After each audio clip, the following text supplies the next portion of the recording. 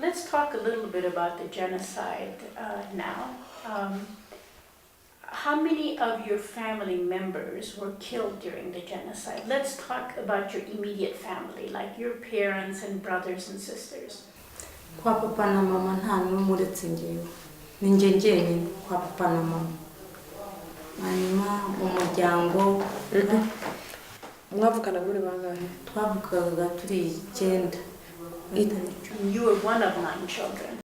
Njyenyine wasigaye kwa papa. Mu bana 9. Mu bana 9. Na papa na mama bose baragiye. Do you know how they were killed? Did you witness any of it? Ntabwo nababonye, uburyo bapfuye ntabwo nabubonye. Were you all together? What happened when it first started? Where were you? Ntabwo nari ndi kumwe nabo. Nge nabaga I Kigali, bo baba ku Kibuye. And what were you doing in Kigali? Nakoraga muri salon de coiffure. Oh, so you lived by yourself then? Nabanaga n'umuryango. Inshuti. How did you find out about that your family had been killed? Bamwe numvise bararashwe, abandi baguye mu misarane, abandi baratemaguwe, nuko nabyumvise. Papa we bamutaye mu musarane ari muzima, uwo twanamushyinguye. Niwe wenyine nabashije gukura mu musarane, abandi bose ntabwo nzi barapfuye batemaguwe.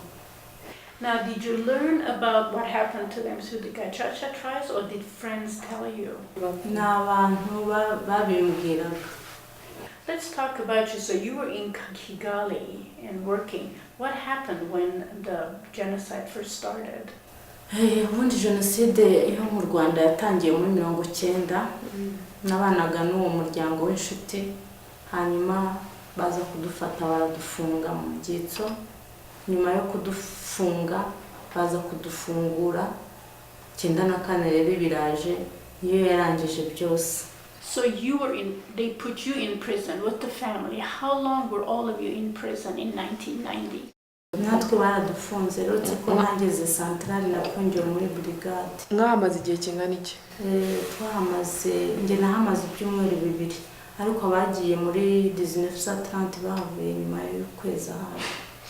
And what was that experience like? Byari bibi cyane, twarakubitwaga, abagore bagafatwa ku ngufu.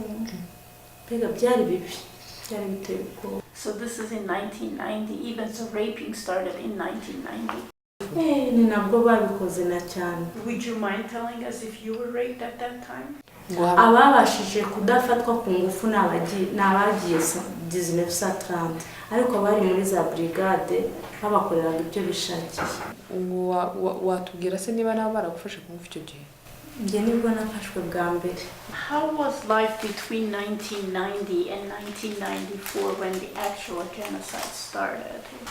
Guhera muri 90 kuva mvuye aho hantu muri brigade,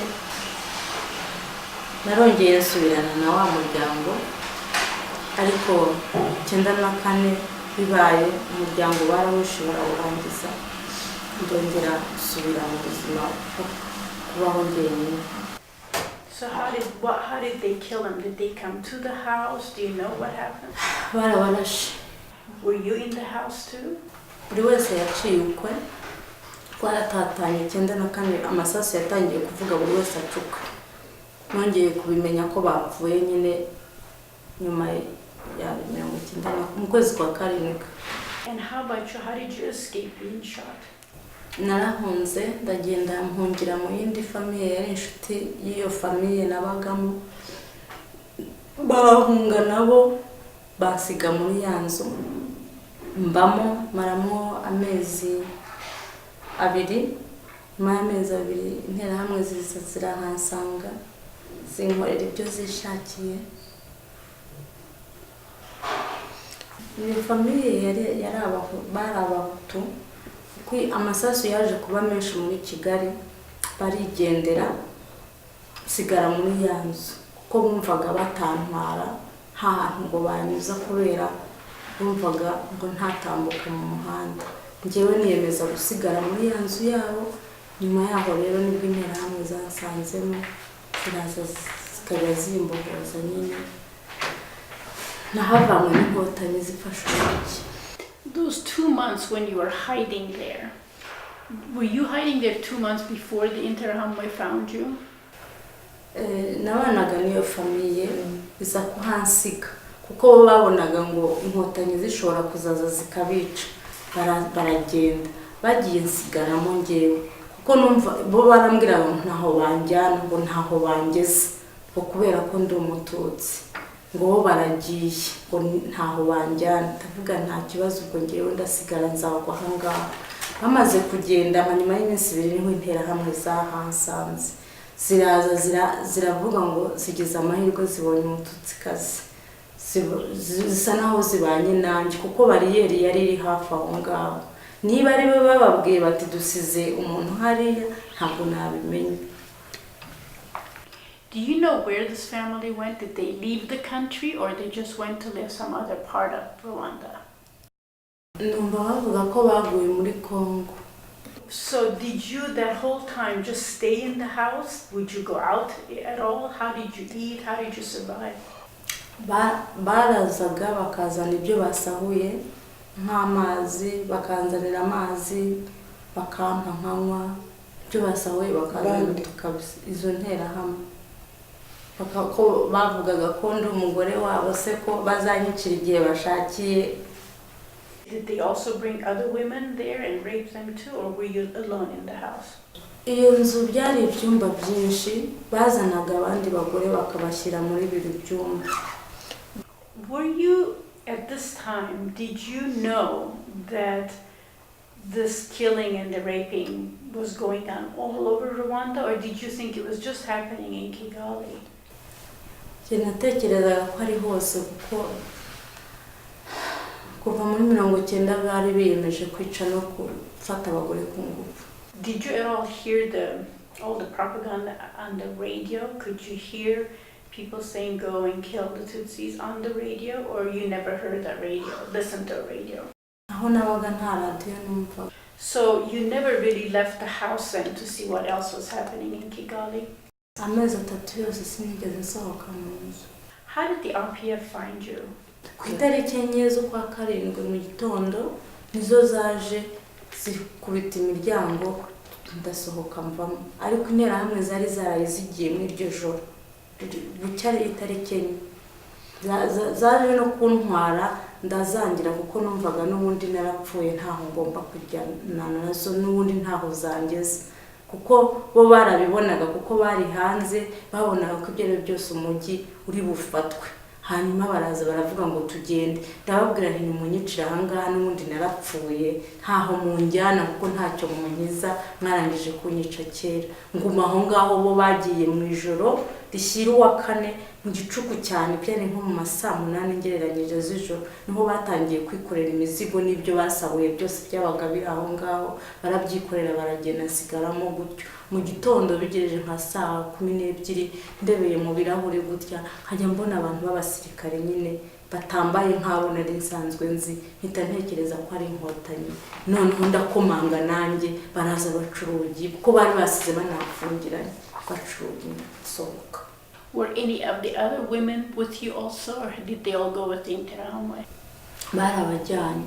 They took them. Ntabwo nzi niba baraguye mu nzira niba barageze aho bajya.